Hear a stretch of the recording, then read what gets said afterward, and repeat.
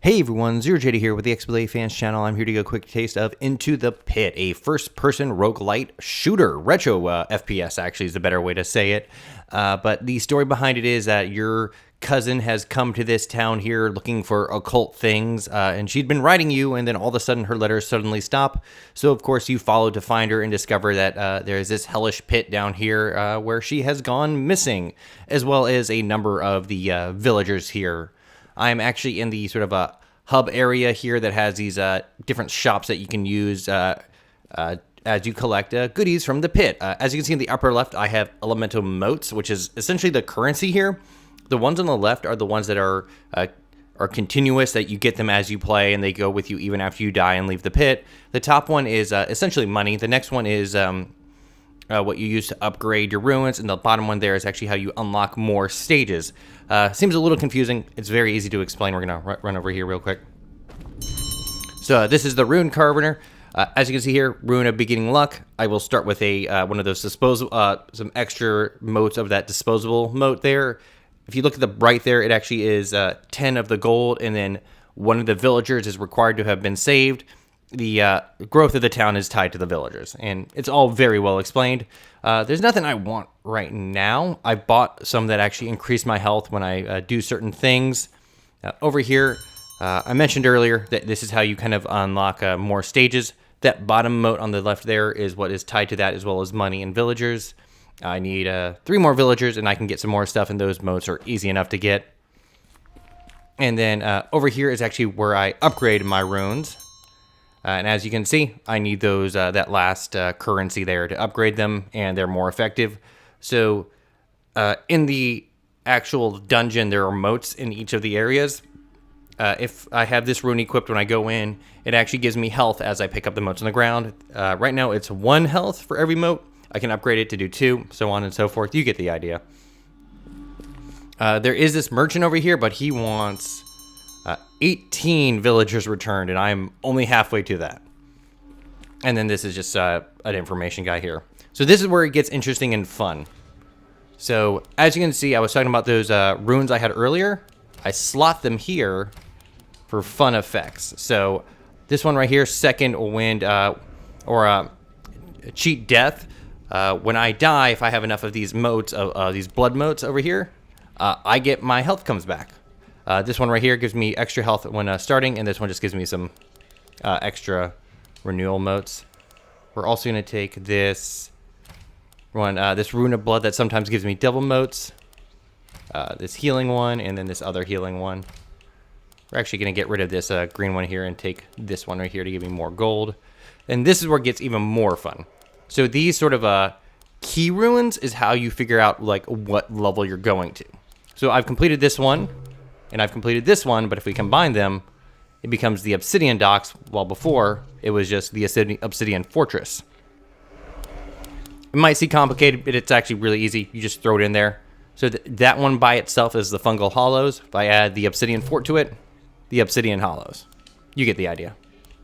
But we're just going to go ahead and do that one by itself first. The pit opens up, and in we go.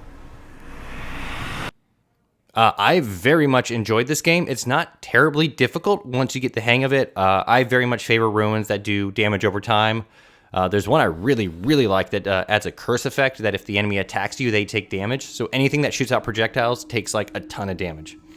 As you can see, I have my 2 hands, and I can attach different projectiles to them, or casting powers.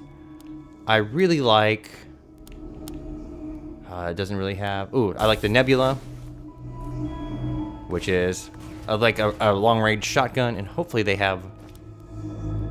they don't have Hawk. Let's go with 2 Nebulas. So that's some pretty nice spread at a range. And then this middle one is a sort of effect. Let's see.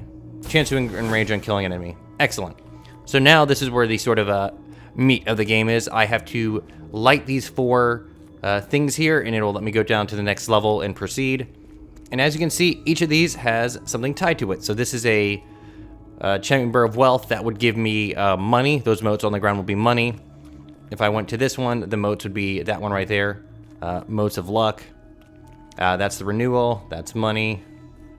That's a healing area. That's the blood one. If you look at the upper left, I have 3 of 10 cheat death. So I want to go in there and maybe build that up.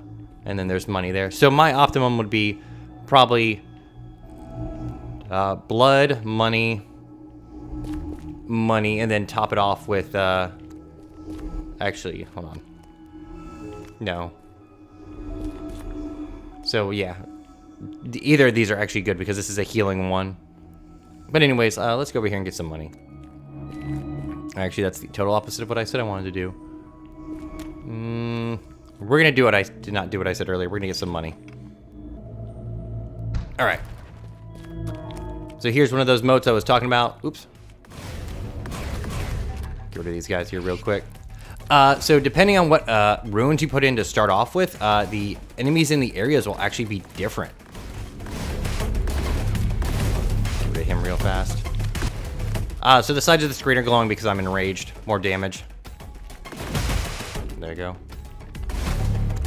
So you might have noticed I have 27 of those moats. Grab over here. And now I have 28. Those are the ones that will carry out with me if I die or if I complete the area. And the goal of each of these little sub areas is to destroy this thing. So that's 1 of 2. This area is actually really small, really easy. And destroy this one. So every time you complete one of these, you get results, and then you get a reward. So this is the fun part. So projectiles from my left hand, plant a seed that has a chance to explode on enemy's death. That's fine. Rapid fire is really nice. Like I said before, anything that has damage over time is what I really like. Specifically, the way I play this is I'm gearing up for the boss. I have not actually ever died on one of these smaller rooms. And if I had died, I always had the... get out of here, mushroom.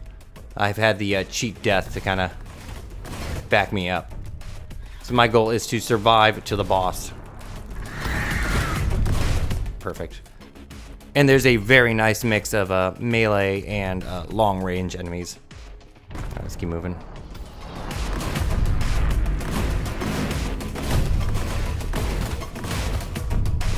Perfect. It's only one only has one keystone in it as well.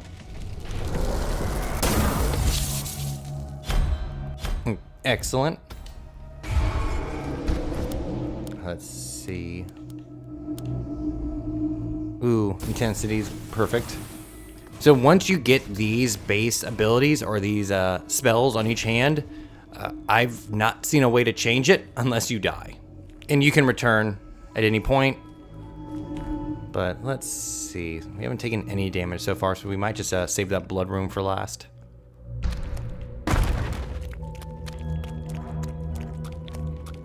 The fungal area does sound very sticky under my feet, though. Oop. Very close. Almost hit me. Oh, I heard that. Listening is very important in this game. Stuff will kind of get up behind you.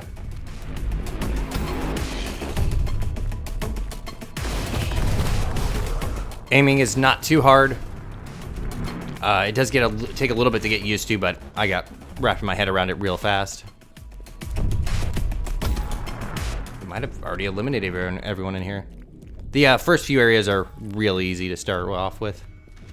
So one of my runes, as I absorb or destroy these, I actually get health back. Haven't needed it so far. And of course, whenever you destroy the last one, you're instantly warped out. I missed one mote there. There you go. Apply poison. You can always also go over here and just see what everything does. So let's see. So if I wanted an easy thing, I could just go through here. It's just a healing pool. But we're gonna go over here. Some of those rooms will just have villagers and stuff like that, which is pretty much essential. I always take the villager rooms. Oh, I hear something angry down there.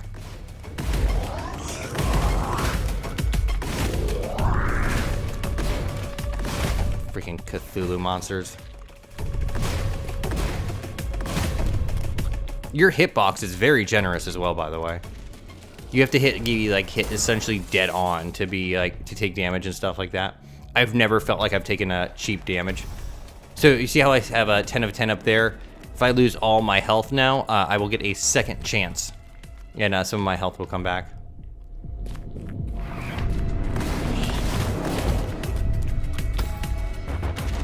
I very much favor high-powered ranged attacks in this this game.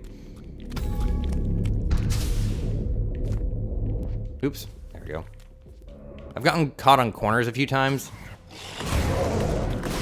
Perfect. So far, every area I've done has 5 levels. I missed one demon, apparently. Let's see. Pierce through enemies. Increase rate of fire, perfect. And let's go down.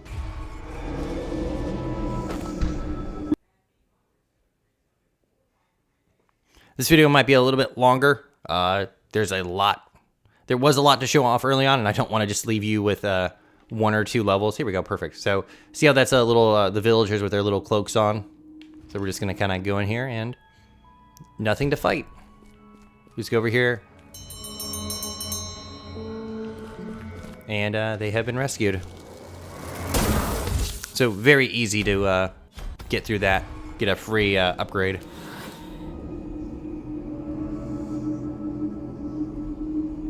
So I wonder if poison stacks. So there's also another room that has like a sword in it. Oh, here.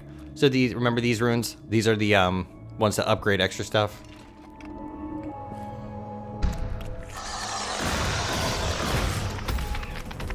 Ooh. Oh, ow. See, I wasn't listening. I could have, if I had been, I would have known he was behind me.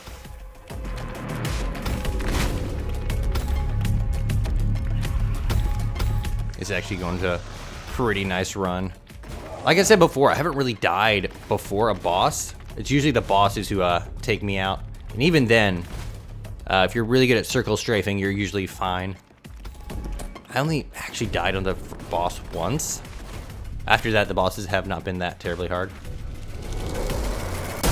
There you go, my health went up there.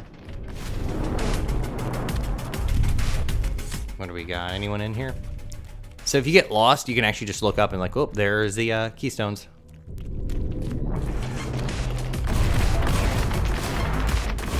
I like that thing floating in the air. I'm guessing there's supposed to be a wall there. Come on, there we go. Lots of, specifically in this area, lots of close range enemies.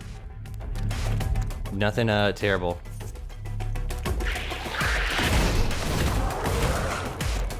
Spin around. The last area I went to, the sort of watery area, lots of guys that if they hit you would actually do bleeding damage. Boy, that was not fun. All right, it's all the way over there. I missed it. Ooh.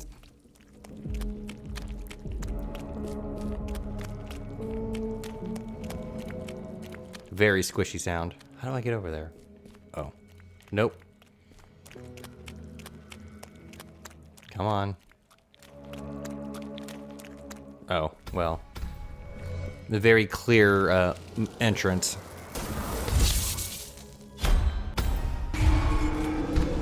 Trust me, it does get a bit more hectic. Poison damage increased. Increased range. Venometer. Okay, so that is actually to both hands, and since I have 2 poisons, that's going to help a lot. We'll do one more room.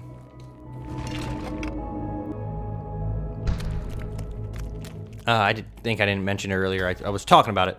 The room with the sword actually is a room where you can actually sacrifice health for perks and stuff like that. Not something that I do. Wow, having 2 of these shotguns is great. All right, let's go. This area might be easier because before now I've been doing combined rooms. Like I showed you before, like you combine 2 of them. And this just feels easier because those rooms were a little bit intense. I wonder if you can do like 3 combinations because... Oh, I'm poisoned. So one of the actual runes you can get is that poison does not last as long. These guys are actually a lot less aggressive than some of the earlier enemies too, which is weird. Take that rune there. Where's this lead? Hold on. Oh, it's just probably an alternate entrance. Whatever. We're gonna collect this and then we'll let you all go. But yeah, that's Into the Pit. I'm enjoying this a lot. I am ZeroJD. This is the XBLA Fans channel. Thank you very much for watching. Have a nice day. Goodbye, everyone.